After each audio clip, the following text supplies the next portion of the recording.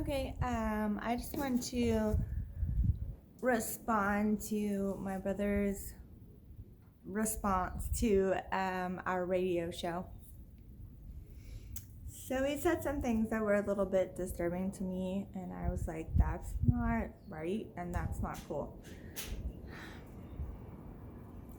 Alright, so this idea that I'm trying to rally atheists or like convert people to atheism or try to get more atheists so that I feel better about myself, not true at all. Never has been a thought on my mind. Never.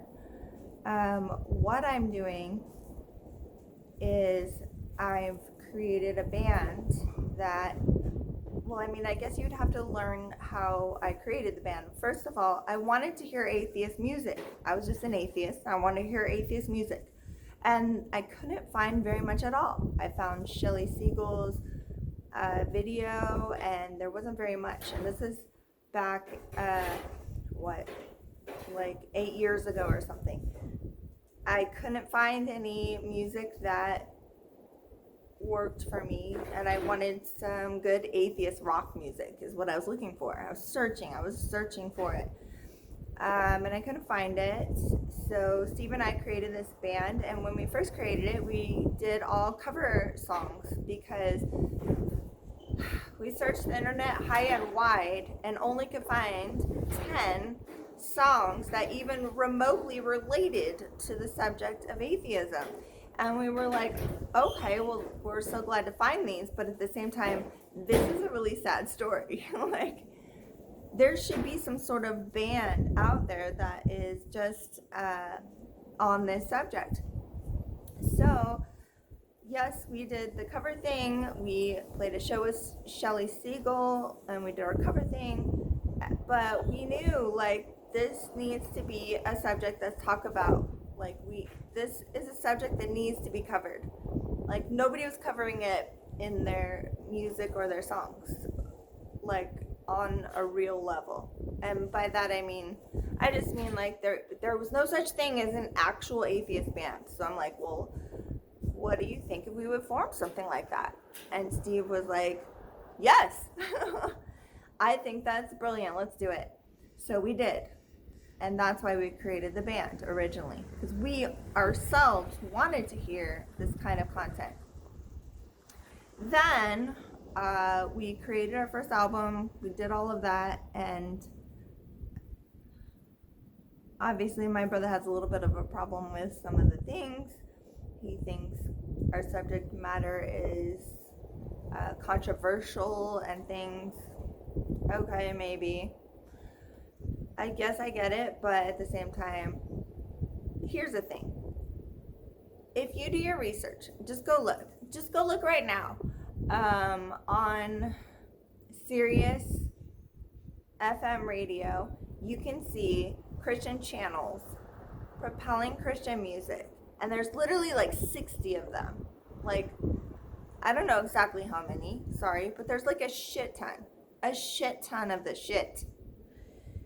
And who is actually like speaking on like the other behalf? Nobody. In fact, there's no such channel that even exists. I would love if somehow we atheists can have our own voice on something like Sirius.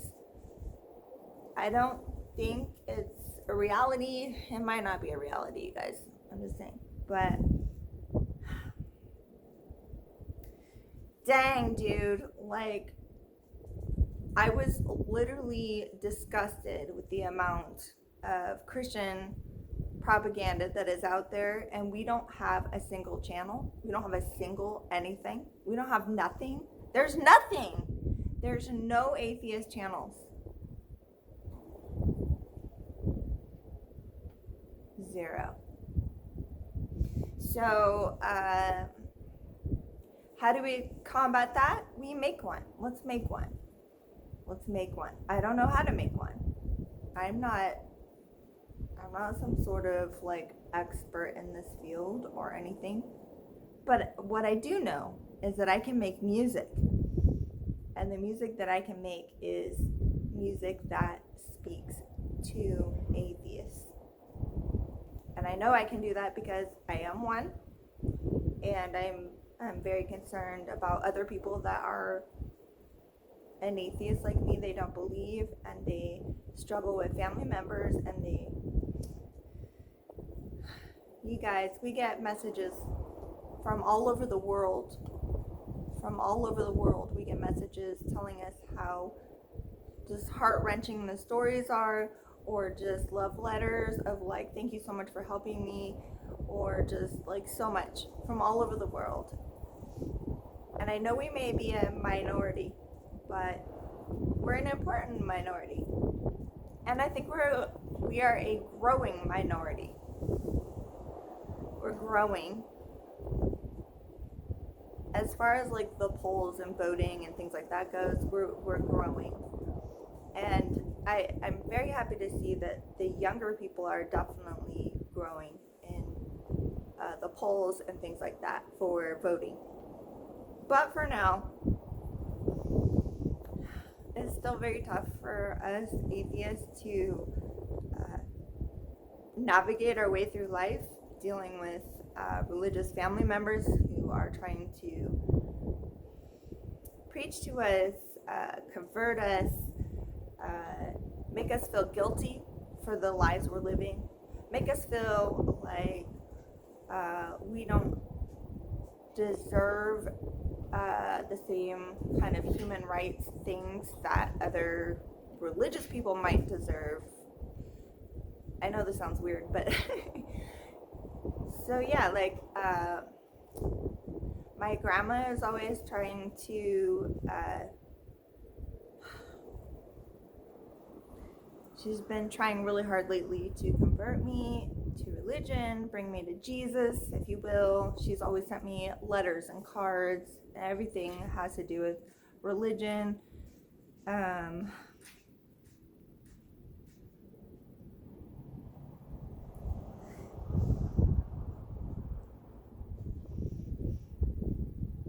I'll literally have thought about like just not opening them, because for me it's disturbing. Maybe you guys are just stronger than me and you can handle stuff like this, but I have literally sometimes just, I can't open it. I just have to throw it away without even opening it. Because the words that are contained in there are so, I feel, toxic to my being. Like,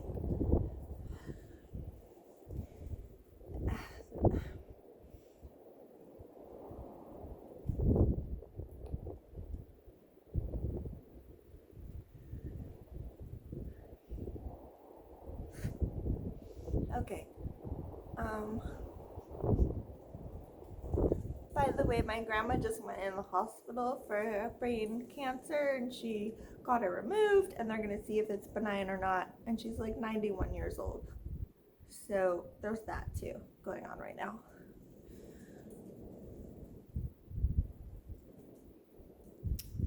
But also she has sent me letters. One of the most big doozies she did was a happy birthday card. I said, happy birthday! And then I opened it up, and there was a Jews for Jesus tract in there. If you guys know what a tract is, it's basically a little church thing. And it basically said, by the way, you're going to burn in hell.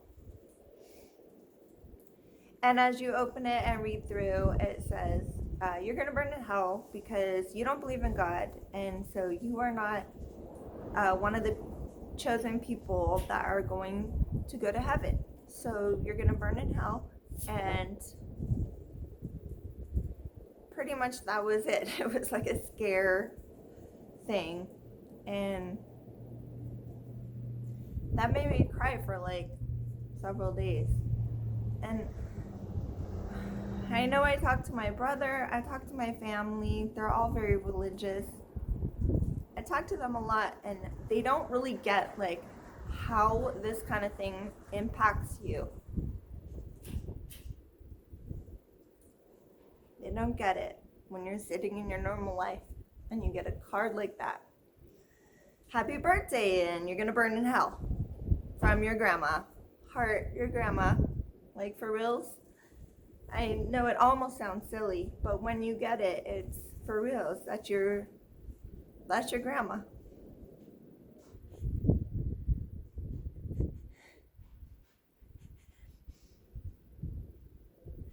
And it's not just that I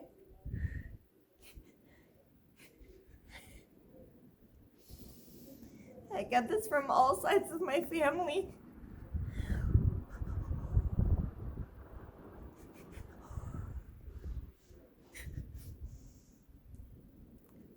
My brother has just told me some horrible things to myself. And I'm no saint. I've also been bad at what I'm supposed to do. I know what I'm supposed to do. I know what I'm supposed to say. But when you're emotionally involved, you say the wrong things. I've cussed him out. I've gotten so furious with him, I've just cussed him out and just not talked to him for years at a time. The last 25 years, there's been multiple times that I just couldn't deal.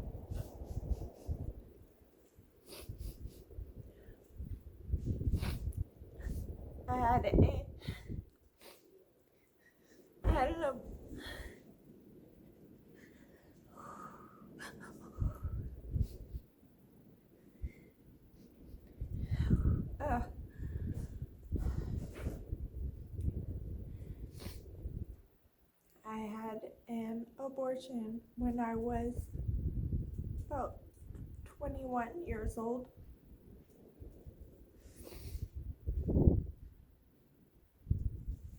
Not an easy decision. Not an easy process. Not an easy recovery. One of the things I would say is a nightmare in my life. It was really hard.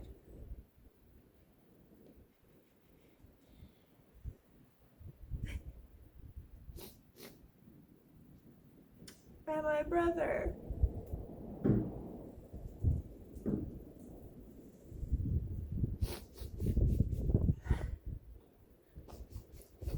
I did not take that lightly.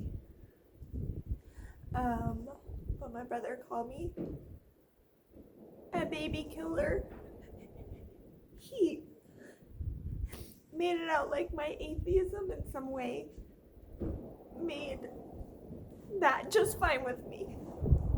And I'm like, it's not just fine with me. It's not.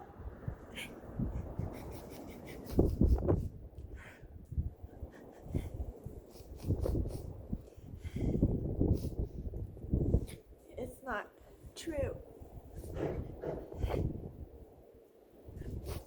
If anyone's been through that, you know. It's one of the hardest decisions you ever have to make in your entire life. You're trying to make it for the benefit of your situation and the welfare of a potential baby. You have to figure these things out.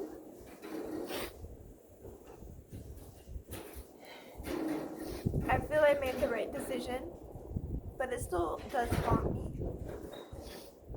It was not an easy one. And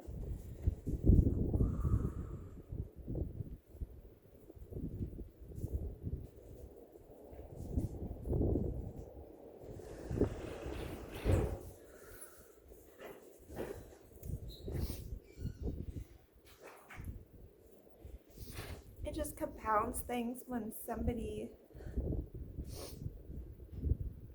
is calling you something like that. When you've already been grappling with the ramifications of everything that you went through. It's not right. It's the kind of thing that I didn't get to express on the radio show the way I just did.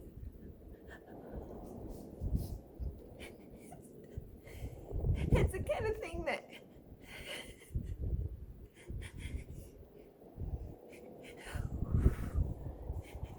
sorry.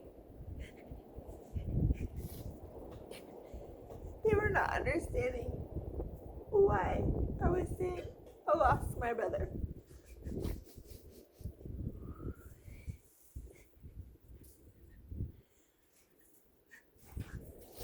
But I lost the humanity. The brother that I once knew is not the same. He is abiding now by rules governed by this book that is ancient book that, like, it's ridiculous.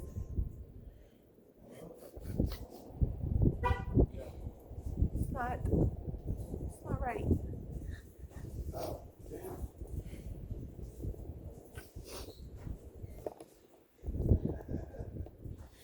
I'm just gonna take it right here for a second because I think stuff's happening over there.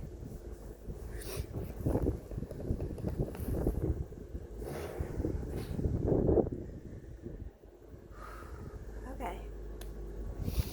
I can't explain very much better than just saying that us people who don't believe it. We don't believe the Christian Bible. We don't believe Hindu gods. We don't believe in the Quran. We don't believe in all the different books or Bibles or things that have made that we feel, I think most atheist people feel, as man-made. We don't believe in it. We can't believe in it, and you can't make somebody believe something that they don't believe. You can't, like, twist their arm and be like, just believe it already. No, you can't. If you don't believe it, you don't believe it. It's kind of like similar with believing in aliens or something like that. Like, if you don't believe that aliens exist and come down and, like, do weird things to people, then you can't believe it.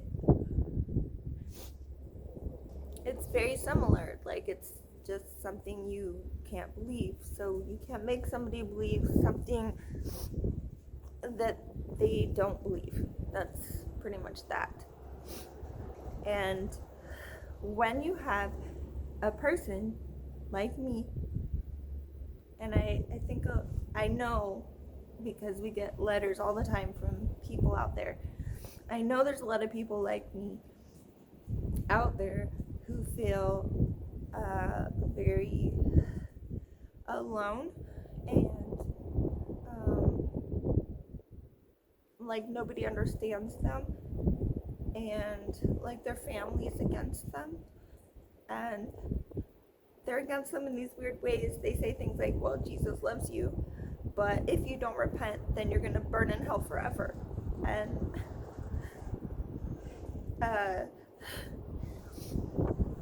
there's so many different, like, little things they say and that they do, tiny things sometimes, the tiny slights, they add up.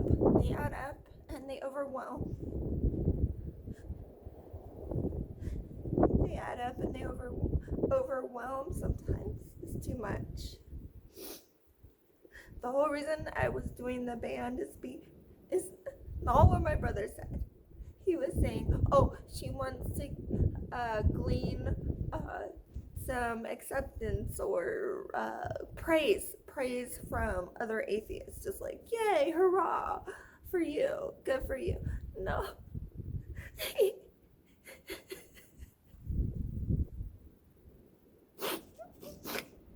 couldn't be farther from the truth. He doesn't understand. Sorry. Okay. When I made the band, I just wanted to hear a voice that would speak on the topics that I was concerned about. And then, because I did that, and we got lots of love letters from people across the whole world, that made me want to continue on, because I realized that I was giving a voice to people who don't have a voice. There's no voice. There's no, like I said, there's no Sirius satellite radio atheist channel that you can just like tune in and listen to. And that is a shame. And it's kind of wrong, especially when there's like 50 or something Christian alone, just that one denomination of religion, Christianity. There's like 40 or 50 channels. Like, really, we don't have one? We don't have a single one.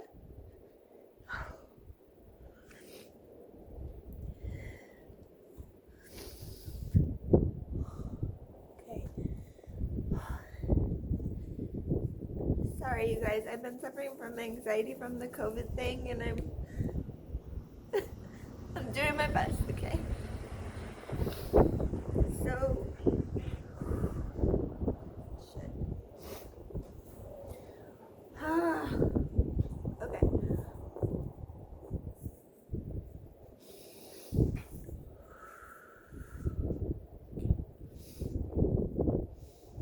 So, what I really wanted to do is just create a band that is dedicated to the subject.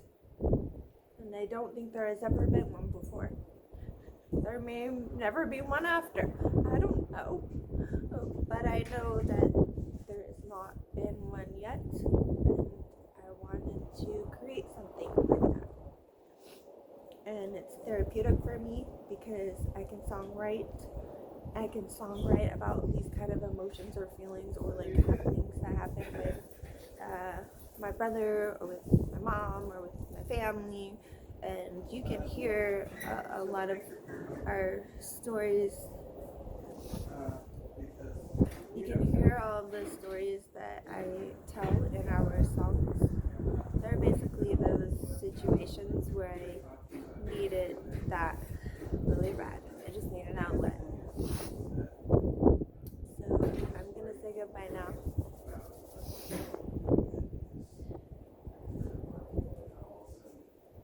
Oh, Steve's on the phone over here, sorry.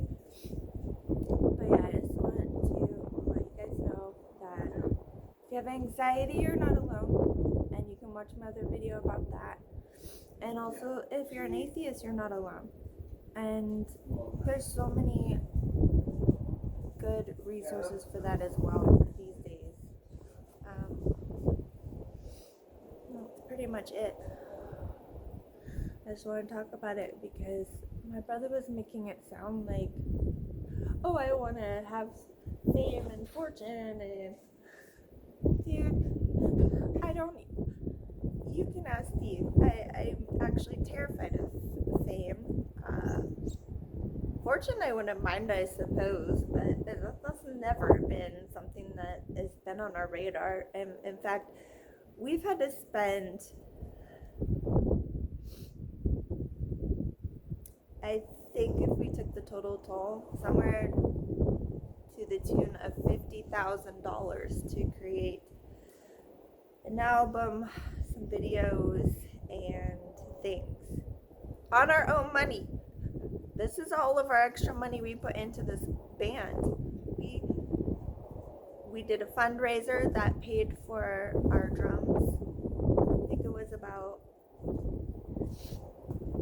I think we were able to raise around $2,500 to go towards the drums, and that all went straight to the drums.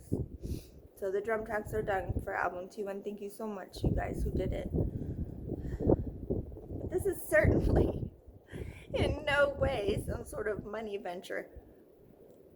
I wish. That would be really cool. Like, if that could also make money, I would be happy with that.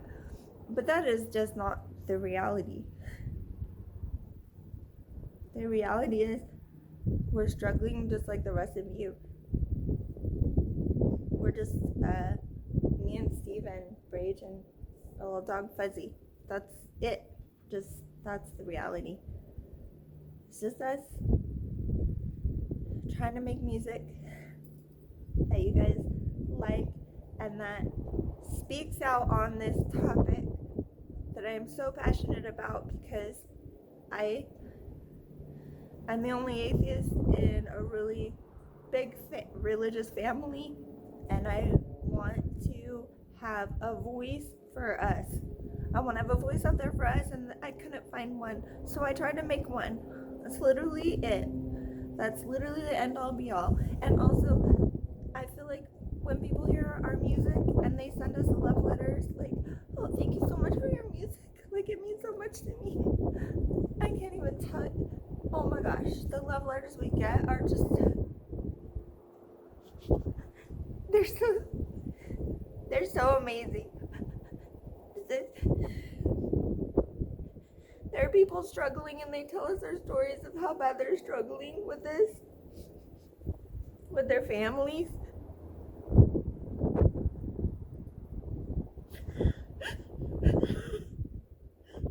And they just say how much the music means to them and has helped them.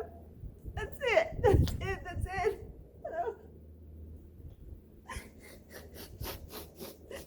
That is it. That's $1 million to me. I don't care about any of the other stuff. I just, hearing from them is so amazing. There's no like sinister plot. They're trying to make a bunch of money. It's ridiculous. Who is ever gonna make a bunch of money with a band? Nobody. Unless you're like Gwen Stefani or something. It's ridiculous. This is not normal. Okay, we do this because we love. It comes from our heart. We feel it's an important thing to do. And we do it. And most all the money comes out of our own pockets.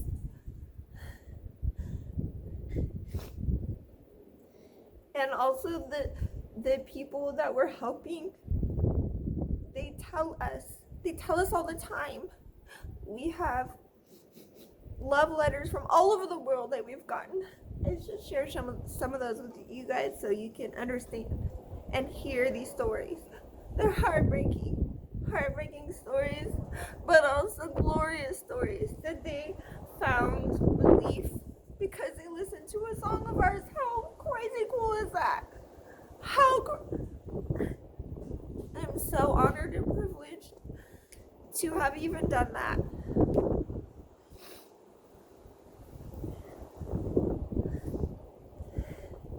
Anyway, I think that's all I have to say for right now.